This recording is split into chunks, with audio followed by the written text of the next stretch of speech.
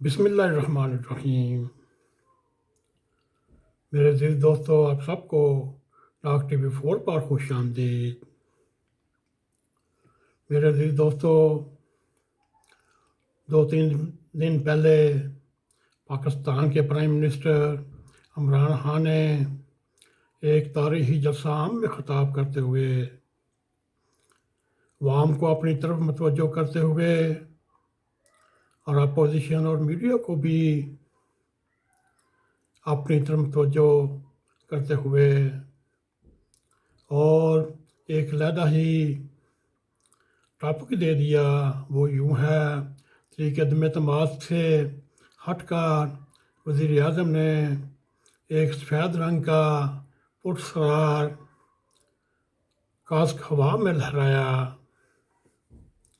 اور ساتھ ہی بیان کیا جیسے ذوالفقار علی بھٹو کو ہینری کسنجر نے ایک دھمکی میز خط لکھا تھا، اور اسی طرح مجھے بھی ایک ملک نے دھمکی میز خط لکھا، اور یوں خان صاحب اپنے آپ کو ذوالفقار علی بھٹو کے ساتھ ملانے میں کامیاب ہو گئے، اور انہوں نے ذوالفقار علی بھٹو کو ذات خارجہ پالیسی اختیار کرنے پر پھانسی کے پھندے پر لٹکا دیا۔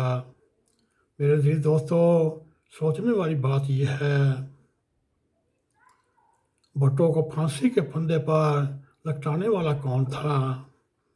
اس کا نام کوئی نہیں لیتا، مگر جب بھی نام لیتے ہیں ہینری کسنجر کا، کیا یہ اس خط کے کردار تھے؟ مثلا general Zia ul Haq, general Fayyaz Chishti, Maulvi Mushtaq chief justice of Pakistan, اور chief justice of supreme court justice Anwar ul-Haq, کیا یہ اس کے کردار تھے؟ اور اس طرح عمران خان نے بھی اپنا یقین ظاہر کیا کہ ان کے خلاف بھی اسی قسم کی سازش ہو رہی ہے، اور ان کے خلاف بھی ایسے ہی حالات پیدا کیے جا رہے ہیں جو 1977 میں بھٹو کے خلاف کیے۔ وزیر اعظم نے ایک بیانگ دوہل اعلان کیا، میں ایسے حالات کا مقابلہ کرنے کو تیار ہوں، اور ساتھ ہی ہمارے پرائم منسٹر نے کہا وقت تبدیل ہو چکا ہے، یہ بھٹو کا دور نہیں، یہ میرا دور ہے، یہ سوشل میڈیا کا دور ہے جس میں میری مایہ ناز ٹیمیں کام کر رہی ہیں، اور اس دور میں اس قسم کی سازش کامیاب نہیں ہو سکتی۔ اور عمران خان نے یہ بھی دعویٰ کیا کہ ان کے علم میں ہے بھٹو کے قاتلوں مقتولوں کے درمیان سمجھوتا کس نے کروایا اور کون اس سازش کے پیچھے ہے۔ دوستو، یہ بھی ایک محترم وزیر اعظم عمران خان نے ایک انکشاف کر دیا کہ بھٹو کو مروانے والا کون، اور ان کی فیملی اور مروانے والے کے درمیان صلح کس نے کرائی، سمجھوتا کس نے کرایا۔ لیکن خان صاحب خط کا متن اور بھیجنے والے کا نام ظاہر کرنے سے انکار کر کے اس خط کو ایک مشکوک چیز بنا دیا، اور خان صاحب نے ذوالفقار علی بھٹو کے خلاف سازش کے بارے میں تو واشگاف الفاظ میں اس سازش کے پیچھے کارفرما قوتوں کو بھی واضح کر دیا، جس کے ذمہ دار نام تاریخ میں وقت کے بدترین آمر ضیاء الحق نے لکھا ہے۔ لیکن عمران خان نے اپنے خلاف ہونے والی سازش کے پیچھے قوتوں کی شناخت فی الحال یاد رکھی۔ سوال یوں پیدا ہوتا ہے، کیا عمران خان عالمی قوتوں کے خلاف کھڑے ہیں یا اس خط کے پیچھے اسٹیبلشمنٹ ہے؟ کیا انہوں نے اپنا اتوار کو اسلام آباد جلسہ کر کے اپنی اسٹیٹ پاور کا مظاہرہ کر کے کیا یہ کوئی اسٹیبلشمنٹ کو کوئی پیغام دینے کی کوشش ہے؟ یوں اس خط کے انکشاف ہونے کے بعد میڈیا کے علاوہ اپوزیشن کی جانب سے سوالات کی بچھاڑ ہو گئی۔ اس دن سے لے کر آج تک مختلف ٹی وی چینلز پر وزراء، حکومتی رہنماؤں سے اس خط کے بارے میں سوالات کرتے رہے اور سارا دن اپوزیشن کے خلاف رضا سرائی کرتے ہوئے ترجمانوں نے یا وزیر اعظم کو دنیا کا عظیم لیڈر ثابت کرنے کے لیے آسمان سے کلابیں ملانے والے وفاقی وزراء کے پاس کوئی دلیل نہ تھی، نہ ہی مطمئن کرنے والے الفاظ تھے۔ میرے عزیز دوستو، یوں اس خط کو خود ساختہ کہانی یا سیاسی چال قرار دیتے ہوئے اپوزیشن کے رہنماؤں نے یہ واضح کیا ذوالفقار علی بھٹو نے ہنری کسنجر کی جانب سے موصول ہونے والا خط عوام یا پارلیمنٹ سے چھپایا نہ تھا، بلکہ اسے پارلیمنٹ میں پیش کر کے عوام کے منتخب نمائندوں کو اعتماد میں لیا تھا، اور اگلے روز ہی یہ خط شائع ہو چکا تھا۔ میرے عزیز دوستو، اگر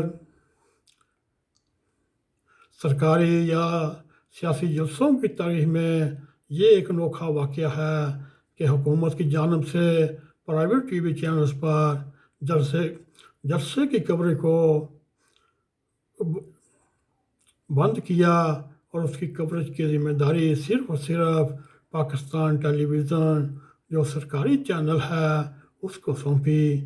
دوستو، یہ بھی ایک سلگتا ہوا جواب ہے۔ کیا مخالفین یا ناقدین کا یہ موقف درست ہے کہ حکومت نے اپنے جلسے کی کوریج کے انتظامات باوجود اپنے ہاتھ رکھے تاکہ اسے تکنیکی طور پر بہتر انداز میں نشر کیا جائے؟ میرے عزیز دوستو، جدید پروڈکشن ساؤنڈ مکسنگ سسٹم میں مؤثر استعمال سے منتخب نتائج حاصل کیے جا سکتے ہیں۔ میرے عزیز دوستو، میرٹ کی بنیاد پر قائم اس پارٹی نے ضلع انتظامیہ کو اپنی دلیل کا غلام بنا چکا ہے۔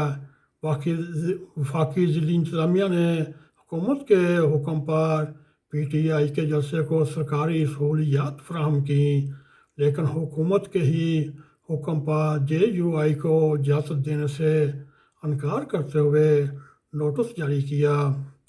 میرے عزیز دوستو، یہ تھی اصل میں خان صاحب کے خط کی حقیقت۔ اگر خان صاحب کو واقعی خط میں دھمکیاں دی گئی ہیں اور انہوں نے اعلان کیا میں چیف جسٹس آف پاکستان کو پیش کروں گا، وہ تو بعد کی بات ہے۔ خان صاحب کو پارلیمان میں آنا چاہیے، وہ خط پارلیمان میں رکھنا چاہیے اور ایک متفقہ فیصلہ کر کے اس ملک کے سفیر کو بے دخل کیا جائے اور اس ملک کو ایک کرارا جواب دیا جانا چاہیے، کیونکہ یاد رہے ہم ایک ایٹمی قوت ہیں۔ اس سلسلے میں اسلام آباد کے ایک صحافی قاسم باغ نے تحریری طور پر اور ثبوتوں کے ساتھ بتایا حکومت اور حکومتی پارٹی کے چیف ایڈمنسٹریٹر نے وفاقی دارالحکومت اسلام آباد کے ڈپٹی کمشنر کو غیر قانونی طور پر تحریری حکم دیا تھا۔ وہ خان صاحب کے جلسے کو کامیاب کرنے کے لیے اور سرکاری وسائل کو استعمال کرنے کے لیے اور فول پروف سیکورٹی کے یقینی بنانے کو کہا، اور تحریری حکم نامے میں طریقہ عدم اعتماد کے نتائج کچھ بھی ہوں، سیاسی منظرنامہ دوستو تبدیل ہوتا رہے گا۔ دوستو، یہ ہمارے خیال میں یہ ابھی خط کا سلسلہ ابھی چلے گا۔ خان صاحب کی کوشش یہی ہے اور ان کے وزراء کی بھی کوشش یہی ہے، چاہے وہ مشیران ہوں، چاہے وہ ترجمان ہوں، ان کی کوشش ہے طریقہ عدم اعتماد کو پیچھے ڈالنے کے لیے خان صاحب کے خط کا جتنا بھی پروپیگنڈا کیا جائے اتنا ہی کم ہے۔ دوستو، یہاں اس وقت پاکستان کی ایک منٹ ایک گھنٹے کے بعد صورتحال یوں تبدیل ہوتی جائے گی جس کا اظہار آج بلاول بھٹو نے اپنی ایک پریس کانفرنس میں کہا جب اس نے کسی صحافی نے اس سے سوال پوچھا چوہدری صاحب واپس آئیں تو پھر کیا؟ انہوں نے کہا چودھری برادران کا مخاطب کرتے ہوئے کہا جو اپنی زبان پر قائم نہیں رہتا اس کا اللہ ہی حافظ۔ دوستو یہ تھا آج تک کے لیے پاکستان کی سیاسی صورتحال کے بارے میں ایک مختصر اور مفصل پروگرام تھا۔ امید ہے آپ کو یہ پسند آئے گا۔ اگر پسند آئے اس کو لائک بھی کریں، اس کو شیئر بھی کریں، کمنٹ سیکشن میں جا کے اپنا اظہار خیال کرتے ہوئے ڈاک ٹی وی 4 کو سبسکرائب کریں۔